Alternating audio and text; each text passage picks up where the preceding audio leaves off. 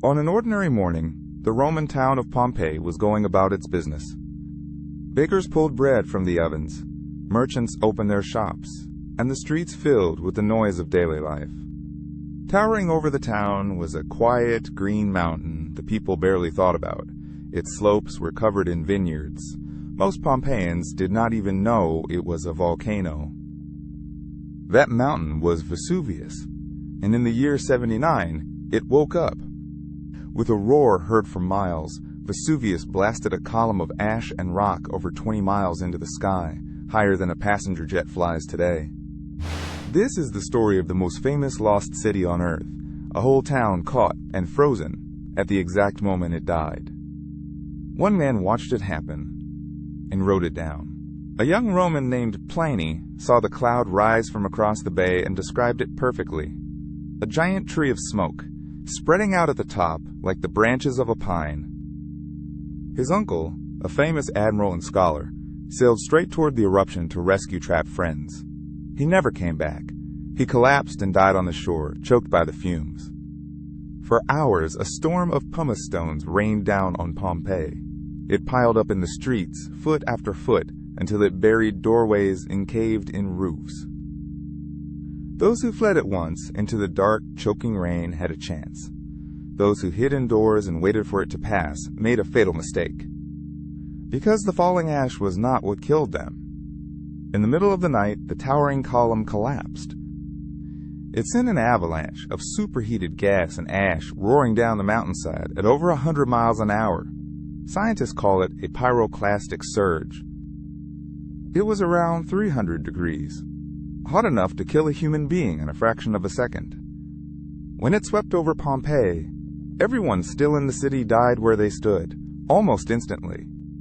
Of the town's roughly 12,000 people, around 2,000 never made it out. The surge sealed them, and the whole city, under a blanket of ash up to 20 feet deep. And then Pompeii simply vanished. The ash hardened into rock. Grass grew over it. Within a few generations, people forgot a city had ever been there at all. It stayed hidden and forgotten for almost 1,700 years. Then, in the 1700s, workers digging a canal struck ancient walls. Slowly, astonishingly, an entire Roman city began to come back into the light. And what they found was unlike anything else on Earth. Because the ash had not just buried Pompeii, it had perfectly preserved it. The paintings on the walls were still bright with color. Reds, golds, and blues as vivid as the day they were made, nearly 2,000 years ago. The streets were still paved with worn stone, complete with raised stepping stones so Romans could cross without stepping in the mud and filth of the road. At the doorway of one house lay a mosaic of a snarling, chained dog, with a warning still perfectly readable. Cave Canem. Beware of the dog.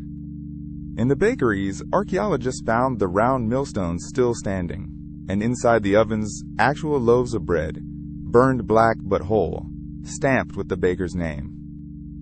On street corners stood the thermopolia, the fast food counters of Pompeii, their stone jars still holding traces of the last meal served, pork, duck, and even snails. There was wine everywhere, poured from clay jars in bars where Romans drank, gambled, and argued late into the night. The rich dined in beautiful houses, reclining on couches around low tables, served course after course by their slaves. They ate strange luxuries too, like fattened dormice rolled in honey, a delicacy served to impress important guests. On the edge of town stood the great amphitheater, the oldest stone arena in the entire Roman world, where crowds once roared for gladiators. Those gladiators lived and trained right in Pompeii. In their barracks, archaeologists found their armor, their weapons, and the bodies of fighters who never made it out. There were bathhouses with hot and cold pools, heated by hot air flowing beneath the floors, where the whole town came to wash, relax, and gossip. But the most human discovery of all was written on the walls. Pompeii is covered in graffiti, over 11,000 messages scratched by ordinary people. They advertised who to vote for. They recorded prices. They insulted enemies, bragged about lovers, and scrawled the timeless line, "I was here."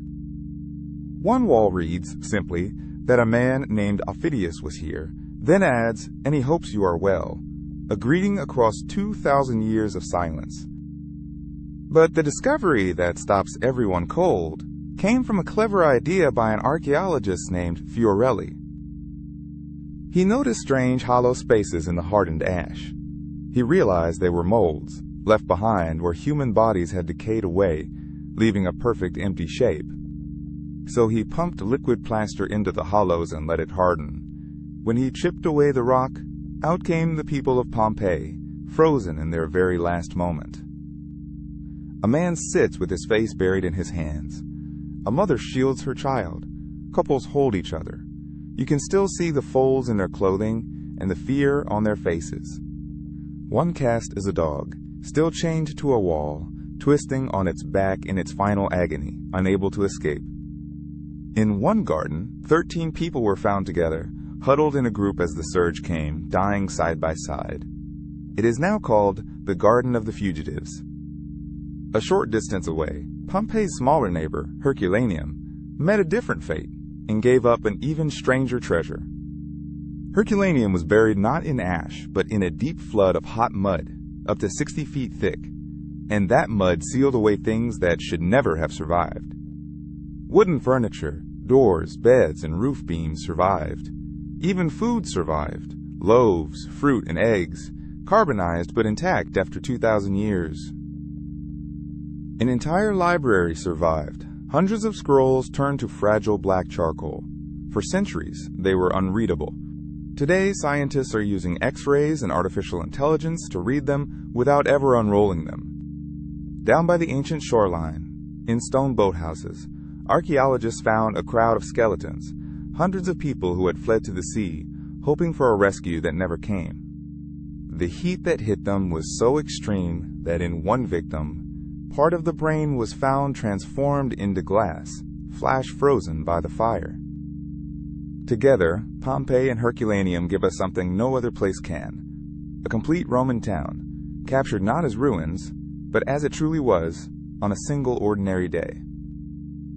And incredibly, we are still not done. Around a third of Pompeii still lies buried, untouched beneath the ash, waiting. Every new dig uncovers more: fresh frescoes, new rooms, and sometimes new victims, discovered exactly where they fell. Historians long said the disaster struck on the 24th of August, but newer clues, autumn fruit and a charcoal date scratched on a wall, now suggest it actually happened in October. And here is the part most people forget. Vesuvius is not finished. It is still an active volcano, and it last erupted less than a century ago. Today, around 3 million people live in its shadow, in one of the most densely populated volcanic zones on the entire planet. Pompeii is not just a ruin. It is a warning, and a window into a single day 2,000 years ago, frozen forever at the moment the sky fell. That was our first lost city. Subscribe, and next time we hunt for a city everyone believed was pure legend, until one determined man picked up a shovel and proved them all wrong. I will see you there.